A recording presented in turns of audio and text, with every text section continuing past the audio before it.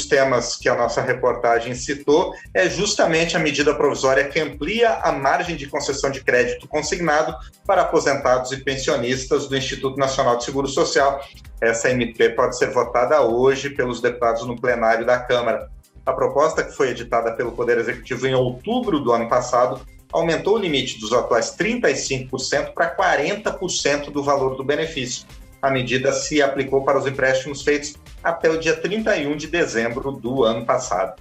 Bom, o tema tem despertado muito interesse dos nossos ouvintes e nós convidamos, por isso, mais uma vez, o relator da proposta do crédito consignado, o deputado capitão Alberto Neto, do Republicanos do Amazonas, para falar sobre essa matéria conosco. Deputado, bom dia, obrigado por estar aqui no painel eletrônico. Bom dia, Márcio, bom dia a todos os ouvintes da Rádio Câmara, é um prazer estar conversando com vocês. A medida provisória 1006 é uma medida muito importante, principalmente nesse momento de pandemia, mas quando ela foi editada, ela teve a sua validade por pouco tempo, praticamente 4 meses, e isso não conseguiu alcançar 35 milhões de aposentados, que era a previsão dessa lei, que era a previsão da medida provisória. E no relatório nós queremos corrigir isso. Nós queremos ampliar o aumento dessa margem consignável de maneira temporária, se ainda, devido aos efeitos da pandemia, que os aposentados viraram o esteio da sua família. Muita gente perdeu emprego, são 14 milhões de desempregados. E ter acesso a crédito de juros baixos é essencial no momento de crise. E a chance do servidor, do aposentado, conseguir um crédito de juros baixos é através da margem consignada. Então, esse aumento de 5% é um aumento emergencial para a gente superar essa crise do coronavírus, essa pandemia. Então, nós vamos, no relatório, aumentar por 2 anos. Ela vai ser válida até 31 de dezembro de 2022. Nós colocamos na cesta, Márcio, além dos aposentados e pensionistas do INSS, nós colocamos para quem não tiver, isso deixou, o parágrafo único deixa muito claro no meu relatório, para quem não tiver crédito, para quem tiver crédito inferior a 40%, ele pode ter acesso a esses 40%, os militares estaduais, qualquer tipo de servidor, federal, municipal, estadual, de autarquia, militares da reserva remunerada, pensionistas de militares. Nós ampliamos essa cesta, porque com a mesma justificativa que o aposentado virou o esteio da família, tem que ajudar um parente, precisa acessar esse crédito de juros baixos, o servidor de igual forma. Muita gente perdeu o emprego e o servidor tem a sua estabilidade. Então é um momento de ele, muitas vezes, ajudar algum parente ou colocar um negócio para alguém da família. Então, acho que é uma medida importante. E nós colocamos ainda, Márcio, no relatório, algumas questões que estavam pendentes do INSS. O INSS, devido a essa pandemia, muitas agências estão fechadas. E a fila de atendimento, ela está muito longa. A demanda está muito reprimida. Nós temos, por exemplo, o antigo auxílio-doença, que a pessoa fica curada e não recebe o benefício, de tão longa que está a fila. Então, nós conseguimos entrar em um acordo com o Conselho Nacional de Medicina e nós criamos um artifício para que o INSS possa atender a questão do antigo auxílio-doença de maneira remota, através do atestado. No caso, a pessoa precisa apresentar o atestado médico e os exames, e o perito vai atender de maneira remota. Isso vai fazer com que a gente zere as filas. Outras medidas do INSS que a gente vai poder transferir peritos, transferir agentes de outros estados para poder verificar onde está a maior demanda e pagar uma gratificação para que esse agente possa ir motivado lá para o interior do Amazonas, por exemplo, para zerar a fila naquele local. São medidas proativas, importantes, vai fazer que o nosso país desenvolva, vai fazer com que o beneficiário que paga por esse benefício, que não é de graça, ele contribui a vida toda, possa ter acesso de maneira rápida e eficiente. Pois é, deputado, uma das preocupações dessa proposta, desse aumento em 5 pontos percentuais na margem consignada, é a questão da capacidade de pagamento dos aposentados e pensionistas. De que forma isso está sendo tratado no seu relatório? Márcio, primeiro é uma questão de convencimento.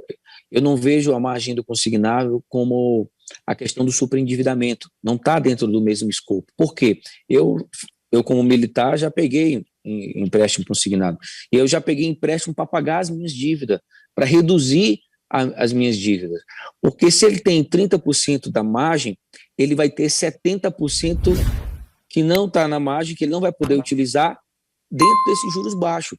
Mas ele pode pegar empréstimo em qualquer instituição financeira com 70%, desconto da conta corrente, com juros muito mais altos. Tem uma financeira que ela faz a propaganda assim: se você está negativado, se você está no SPC, está no Serasa, venha pegar um empréstimo com a gente. Então ele deixa de pegar um empréstimo de 2% de juros, ou muitas vezes com a concorrência ela fica até menos, 1,5%, 1,2%, para pegar um juros de 20%. Então, ele deixa de ter acesso a um crédito de juros baixos, que ele vai poder pagar suas dívidas, porque ele vai poder fazer um investimento, montar um negócio, ou usar esse dinheiro para capital de giro, muitas vezes, porque o aposentado, ele não para de trabalhar, ele só ganha um salário mínimo. Eu tive esse acesso, conversei com várias entidades, o aposentado continua trabalhando. E ele ter acesso a esse recurso, com juros baixos, é muito importante. Então, se ele não pegar na margem do consignável, ele vai utilizar os 70% para pegar com outras instituições financeiras, que cobram 20%. Então, o que é que se endivida? Uma margem consignável ou não podendo utilizar a margem consignável? Aí eu deixo a pergunta para o nosso ouvinte. Pois é, deputado, então a medida ela pode evitar que o aposentado e pensionista, mas também essas outras categorias que o senhor está incluindo no seu relatório, acabem se livrando até mesmo de agiotas que cobram juros extorsivos, é isso? Perfeito, Márcio. Você ter a oportunidade nesse momento de pandemia, que muita gente perdeu, são mais de 14 milhões de empregados, várias cidades em lockdown. Eu sou do Amazonas, eu vi o terror dessa nova cepa de perto nos hospitais, o quanto ela é cruel. Brasília que está em lockdown, o Ceará, vários estados estão com várias restrições e o mercado informal está com dificuldade. Então são milhões de pessoas passando necessidade nesse momento. É uma medida emergencial. Esse aumento de 5% por existir essa ala do superendividamento, nós fizemos de maneira temporária, para que a gente consiga um acordo de votação e possa passar e o aposentado e os servidores possam ter acesso a esse crédito de juros baixos. Crédito de juros baixos gera emprego, aquece a economia e principalmente a economia dos mais pobres, a economia dos bairros vai ser afetada de maneira positiva com essa medida, o relatório sendo aprovado na Câmara e no Senado, e se Deus quiser o presidente Bolsonaro vai sancionar. Pois é, essa medida foi editada em outubro e já começou, né, a fazer os seus efeitos, deputado. O senhor que acompanha muito esse tema, tem visto já os reflexos dessa medida nesse aquecimento da pequena economia, da informalidade, dos pequenos municípios, no consumo das famílias? Como é que o senhor tem visto já os primeiros efeitos dessa medida? Lembrando que o consumo da família é o que sustenta toda a nossa economia. Então, o tempo foi curto, porém, já tivemos efeitos positivos na geração de emprego nesse momento dos 4 meses com o aumento da margem. Foram bilhões que entraram no mercado. O ano 2020 foi em torno de 20 bilhões só desse mercado dos consignados. Então, é um grande recurso que entra na economia. Isso porque foi em 4 meses. Nós queremos ampliar para 2 anos. Então, nós esperamos que os efeitos vão ser muito maiores. Tenho certeza que vai ser bom para o aposentado, bom para o servidor, para o correspondente que trabalha também com essa margem, que é 1,5 milhões de correspondentes bancários em todo o país. Então, vai ser bom para todos, né?